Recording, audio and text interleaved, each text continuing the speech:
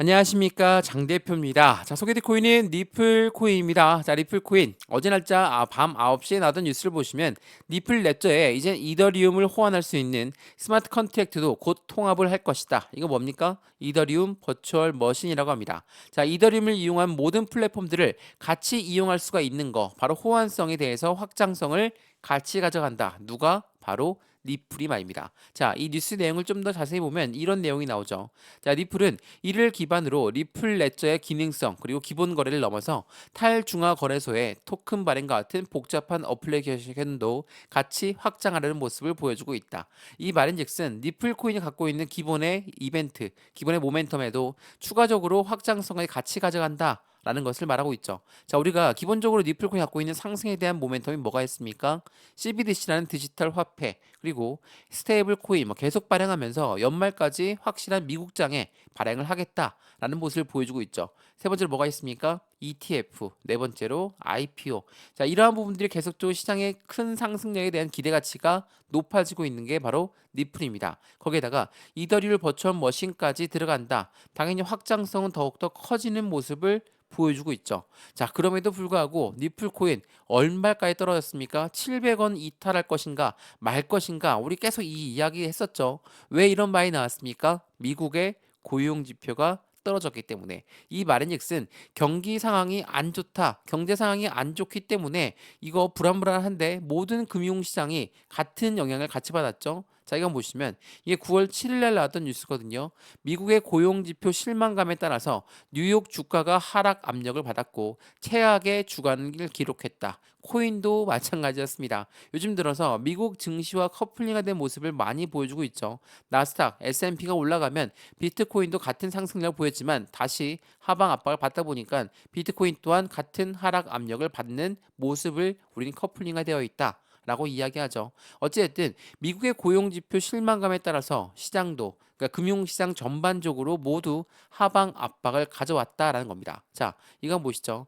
자, 지난주 금요일 날짜로 미국 증시가 어떻게 끝났습니까? 다우가 1.01, 나스닥이 2.55, S&P가 1.73%나 하락 압력을 엄청나게 갖고 왔어요. 자, 제가 리플 코인 이야기하다가 왜 미국 증시까지 이야기하냐 생각을 한번 해보시죠. 우리가 코인 시장에 투자를 하고 있는 고래라고 하는 세력들 누굽니까? 고래는 기업이고 기관이죠. 자, 기업이라고 한다면 이들이 상장되어 있는 주식시장 또한 당연히 여기에 속해져 있죠. 여기에 속해져 있는데 이 주식시장이 안 좋다, 이 기업의 가치가 떨어졌다라고 하면 당연히 고래들의 매도 물량이 나올 수 있죠. 고래가 매도한다면 코인 시장 당연히 영향력을 같이 받을 수밖에 없습니다. 그래서 우리는 금리에 굉장히 취약할 수밖에 없고 경기 상황에 따라서 취약할 수밖에 없는 거, 이 두 가지를 항상 고려하면서 매매 대응을 해야 된다는 게 지금 현재 코인 시장이라는 거, 이거는 변함이 없습니다. 이전에도 그랬고 나중에도 그럴 겁니다. 그렇기 때문에 전체적인 금융 시장을 같이 지켜봐야 된다는 거, 이 부분을 먼저 체크하시면 너무나 좋을 것 같고요. 이렇게 대외적인 이벤트가 시장을 압박했다. 물론 리플 코인이 갖고 있는 상승에 대한 모멘텀은 변동이 없지만 대외적인 이벤트, 그리고 이번 주에도 엄청난 중요한 지표 발표가 많죠. 소비자 물가 지수 발표, 생산자 물가 지수 발표, 이러한 부분들 때문에 시장에서는 한 번 더 휘청휘청 거릴 가능성이 매우 높습니다. 왜? 미국 연준 인사는 얘기할 수 없는 블랙아웃 기간이고 기준금리를 어떻게 내릴 것인가, 얼만큼 내릴 것인가 아무도 알 수 없기 때문에 시장의 불확실성은 커질 수밖에 없고, 이러한 불확실성은 당연히 이런 경제 지표에 따라서 변동성을 보여줄 거지만 우리는 리플 코인이 갖고 있는 상승에 대한 모멘텀에 초점을 맞춘다면 이 부분에 대해서 흔들리지 않을 수 있다라는 거. 그래서 이 부분을 먼저 말씀을 드리고 있는 거거든요. 자, 리플코인 차트를 보면서 한 번 더 설명 한번 해드려 볼게요. 자, 리플코인 어떻습니까? 현재 이렇게나 하방 압박을 많이 갖고 내려왔던 건 미국의 경기 상황이 안 좋았다. 제가 말씀을 드렸죠. 미국 증시 또한 떨어졌고 코인 시장 또한 같은 영향력을 받았다. 비트코인이 3% 이상 빠졌으니까 다른 메이저 코인들도 하방 압력 받는 건 어찌 보면 당연하겠죠. 근데 이렇게나 떨어졌던 경험이 이번만 있었습니까? 그렇지가 않죠. 이전에 이렇게 똑같은 단가대로 떨어졌던 경험이 있습니다. 물론 이때는 하락폭이 더 컸습니다. 650원도 이탈했었으니까. 이때도 마찬가지로 미국 증시가 불안하다, 미국 경기 상황이 불안하다, 이 부분 때문에 떨어졌던 단가가 바로 650원 이하였거든요. 근데 물론 종가는 700원 라인을 맞췄다라는 거. 마찬가지로 이 리플 코인 또한 700원까지 같이 가다가 다시 반등 구간을 가져오면서 올라왔던 부분 기억나실 겁니다. 그렇기 때문에 리플 코인 지금 다시 한번 바닥을 확인하고 있는 시점이다라고 우리는 판단할 수 있겠죠. 물론 SEC가 아직까지 리플을 발목을 잡고 있다. 왜? SEC는 항소를 할 것이다. 안 할 것이다. 물론 이 부분도 우리 이따가 말씀을 드릴 건데 항소 안 할 확률이 매우 높습니다. 그 부분에 대한 이유도 같이 한번 들어보시면서 오늘 영상을 끝까지 시청하시는 걸 추천드리고요. 오늘 영상 본격적으로 시작하기 전에 구독과 좋아요, 알림 설정 아랫부분에 따봉 버튼까지 눌러주시면 너무나 감사하고요. 오늘 날짜 지금 새벽 시간에도 리플 코인은 이런 변동성을 보여주고 있습니다. 왜 이런 변동성을 보여줄까? 그리고 이 리플이 갖고 있는 모멘텀을 간단하게 말씀을 드렸는데 이 모멘텀에 따라서 우리는 어떻게 수익 구간을 가져갈 수 있을까? 매수와 매도의 관점. 지금 단가를 어떻게 우리는 바라봐야 되고 추가적인 매수 타이밍과 신규 매수 타이밍을 어떻게 잡아야 될까? 제가 하나씩 체크해 드릴 거고요.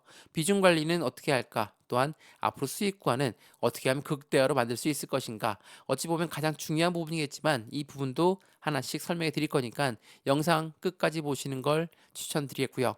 영상 본격적으로 시작하기 전에 이 모든 부분 먼저 제가 문자로 넣어 드릴 거거든요. 상단에 보시면 전화번호 나와 있습니다. 전화번호가 010-6531번에 7908 6531에 7908번 여기다가 숫자 1번입니다. 문자 한 통만 넣어주시면 이 모든 부분 먼저 문자 넣어드릴 거니까 지금 영상도 무료로 보고 있는 것처럼 문자도 무료, 카톡방도 무료입니다. 그러니까 저한테 문자 넣어주시는 것도 무료고요. 제가 답장 넣어드리는 것도 무료니까 받아보시고 확실한 수익 구간을 함께 같이 만들어 가시면 너무나 좋을 것 같습니다.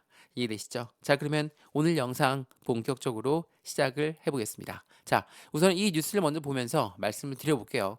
니플 코인이 흔들리고 있는 이유에 대한 답변이 될지 모르겠지만 이거 한번 보시죠. 니플의 수석 부사장은 뭐라고 합니까? 니플 스테이블 코인은 미국에 연내 출시할 것으로 목적을 두고 있다. 이게 9월 8일 날 나왔던 부분이거든요. 자, 계속적으로 스테이블 코인이 미국 쪽에 두드리고 있는 이유는 한 가지밖에 없습니다. 자, 미국이란 나라는 달러를 발행하고 있는 기축통화국입니다. 자, 기축통화국인데 이 아이들이 지금 CBDC의 개발 속도를 높이느냐 아니면 스테이블 코인을 만들어서 발행하느냐 이게 굉장히 중요하겠죠. 이 두 가지가 왜 중요하냐면 최근에 우리가 종이 지폐, 동전 지금 이용하시는 분들 아무도 없으시죠? 벌써 신용카드만 이용하고 있는데 이 부분이 이제는 디지털 화폐로 바뀐다. 이 디지털 화폐가 바로 CBDC거든요. IMF라는 국제통화기금 또한 니플과 손을 맞잡고 CBDC를 개발하고 있습니다. 근데 미국 입장은 틀리죠. 스테이블 코인을 발행할 것인가 아니면 CBDC를 만들 것인가. 근데 그에 대한 위치는 스테이블 코인으로 조금 더 무게추가 기울었습니다. 그렇기 때문에 니플 또한 스테이블 코인을 빠르게 발행하려고 하는 것은 미국 내에서는 CBDC를 개발하든 스테이블 코인을 개발하든 이 모든 부분은 니플을 통해서만 가능한 부분을 만들고 있다라는 거. 이게 매우 중요할 수밖에 없어요. 근데 미국의 SEC가 니플을 계속 압박했으니 니플이 미국을 떠나고 싶겠죠. 그러한 부분들을 안 만들겠다. 라고 볼 수가 있습니다. 자, 이 뉴스 한번 보시죠. 이게 9월 5일 날 나왔던 뉴스인데 니플은 미국 SEC 소송 벌금의 납부를 유예 요청했다. 언제까지 요청했습니까? 항소 마감일까지 요청했습니다. 자, 니플은 두 가지의 토끼를 다 잡을 수가 있습니다. 어떤 토끼를 잡았습니까? 첫 번째로 이 벌금에 관련해서 벌금이 또 납부가 돼야 되는 거니까 그 자금을 잇다, 유예를 하겠다. 라는 것만으로도 자금을 어느 정도 소유하고 있을 수 있죠. 또한 SEC가 혹시라도 항소를 할 수도 있으니까 항소하는 일정까지만 잡아놓겠다. 이거는 니플 입장에서는 굉장히 현명한 판단이다. 라고 판단할 수밖에 없고요. 1859억 원밖에 안 됩니다. 니플은 벌써 낼 수 있지만 그 부분에 유예를 시키면서 그 자금력을 가지고 어느 정도 투자를 더 진행할 수 있다라는 거. 그러면 여기서 SEC 건을 좀 더 말씀을 드려볼까요? SEC 건, SEC랑 니플이랑 항소를 할 것인가 말 것인가 굉장히 이벤트가 많은데 SEC는 니플 소송의 항소 결정은 쉽지가 않을 것이다. 9월까지 보류 가능성 매우 높다. 10월 초까지도 보류할 수 있습니다. 자, SEC가 왜 항소 결정이 쉽지가 않을까요? SEC는 미국의 증권위원회의 기관입니다. 자, 증권위원회가 너희 니플은 증권이니까 증권법을 따라야 돼. 라고 하면서 엄청나게 압박하면서 소송이 4년 내내 이어졌습니다. 그 부분이 항소가 더 이어진다. 라고 한다면 그에 대한 재정적인 지원이 더 필요할 수밖에 없죠. 근데 10월 달까지라고 말씀드렸습니다. 근데 11월 달에 뭐가 있습니까? 미국의 정권이 바뀔 수 있습니다. 11월 달에 대통령 선거가 있죠. 그러면 SEC 위원장이 10월 달에 항소하면서 다시 한번 재정적 위험까지 있는 부분을 또 한번 모험을 걸 것인가? 이게 아닐 가능성이 매우 높다라는 거. 더군다나 제가 CFTC 많이 말씀을 드렸는데 CFTC는 미국의 상품선물위원회입니다. 똑같은 기관이에요. 똑같은 기관인데 CFTC는 뭐라고 합니까? 코인 시장의 80%는 증권이 아니기 때문에 증권법을 따를 필요가 없다라고 이야기했어요. 자, 미국의 기관들에도 이렇게 의견이 바뀌고 있다라는 거. 그 부분을 확인하시면 SEC가 얼만큼 힘이 약해졌는지를 알 수 있는 발언이 되겠죠. 자, 이것뿐만이 아닙니다. 이것도 한번 보시죠. 제가 리플 코인, SEC랑 리플만 싸웠습니까? 그렇지가 않죠. SEC는 리플뿐만 아니라 대부분의 코인들 모두 증권성을 교부주면서 너희 모두 증권법을 따라야 된다. 이렇게 이야기했던 게 바로 SEC거든요. 근데 최근에 가상자산 10개의 증권성 입증을 포기했다. 이게 매우 중요합니다. SEC는 이제 코인 시장의 증권성 입증을 포기하고 있다라는 거. 그만큼 SEC의 힘은 약해졌다. 그리고 미국의 대통령 선거가 24년도 11월 달에 있는데 25년도 초에는 게리 겐슬러 SEC 위원장은 사임할 가능성이 높다. 누가 대통령이 되든 간에 그러니까 민주당이 되든 공화당이 되든 누가 되더라도 SEC 위원장은 사임할 것이다 라는 무게가 굉장히 높죠. 왜 그러냐면 공약들을 걸어야 됩니다. 해리스는 민주당 대선 후보예요. 노선을 바꿨다. 공화당 대선 후보는 누굽니까? 트럼프죠. 물론 이들이 9월 10일 날짜로 TV 토론에 나갑니다. 이때 어떠한 발언이 나오냐에 따라서 코인 시장의 움직임 또한 틀려지겠지만 이러한 부분을 앞두고 SEC는 힘을 더 이상 발휘할 수 없다라는 거. 그럼 어떻습니까? 현재 리플 코인을 보시면 리플 코인 1,000원 이상 올라갔다가 떨어졌던 경험들이 엄청 많다는 거. 제가 차트 분석 여러 번 해드렸는데 이 차트를 한번 보시죠. 자, 이게 주봉의 모습이거든요. 어떻습니까? 여기 1,000원 라인만 올라가면 무조건 맞고 떨어지고 맞고 떨어지고 맞고 떨어지고 물론 이때까지는 당연히 이해가 됩니다. SEC 건이 아직 해소가 안 된 시점이니까 맞고 떨어지는 것도 당연하겠죠. 그렇지만 지금은 법원에서 이미 결정했습니다. 그렇기 때문에 이번에 1,000원을 돌파하는 건 새로운 시세가 나올 확률이 높고 새로운 변곡점이 될 확률이 높습니다. 근데 1,000원을 돌파하고 바로 뚫고 올라갈까요? 대외적인 이벤트가 많은데 물론 이 대외적인 이벤트 또한 시장이 만들어낸 조정에 대한 이유가 되겠죠. 다만 이러한 이유를 찾고 있을 때 고래라고 하는 세력들은 어떻게 합니까? 이 시점을 당연히 매집의 기회로 잡는다는 거. 자, 매집과 매수는 틀린 의미죠. 매수는 그냥 매수해도 매수입니다. 시장가로 매수해도 매수예요. 근데 매집이라는 거는 올라가던 것도 다시 끄집어 내려서 저점에 매수하는 것을 매집이라고 하죠. 이러한 부분들이 나와 있기 때문에 고래들은 누구의 물량을 받겠습니까? 자전 거래를 돌리면서 가운데 있는 개인 물량을 계속적으로 흡수하고 있다. 이게 매우 중요할 수밖에 없어요. 그래서 1,000원을 못 뚫고 바로바로 뚫고 올라가면 좋죠. 저 또한 리플에 투자하고 있는데 빨리 올라가서 수익 보고 매도하면 좋습니다. 하지만 그런 부분을 쉽게 만들지 않는다는 거. 왜? 고래들은 개인들의 물량은 어떻게 생각합니까? 잠재적인 매도 물량이야. 그래서 우리가 매집을 하고 있으면 얘네들은 무조건 올라가도 매도하고 떨어져도 매도하고 횡보해도 매도할 거니까 절대로 이들은 털고 가야 돼. 항상 이렇게 생각하는 애들이 고래이기 때문에 이 부분을 체크하시면 너무나 좋을 것 같고요. 그래서 여러 번 말씀드렸지만 이 1,000원 라인을 돌파하는 시점이 가장 시세가 폭발할 시점이 매우 높다라는 거. 1달러도 아니고 바로 1,000원 라인입니다.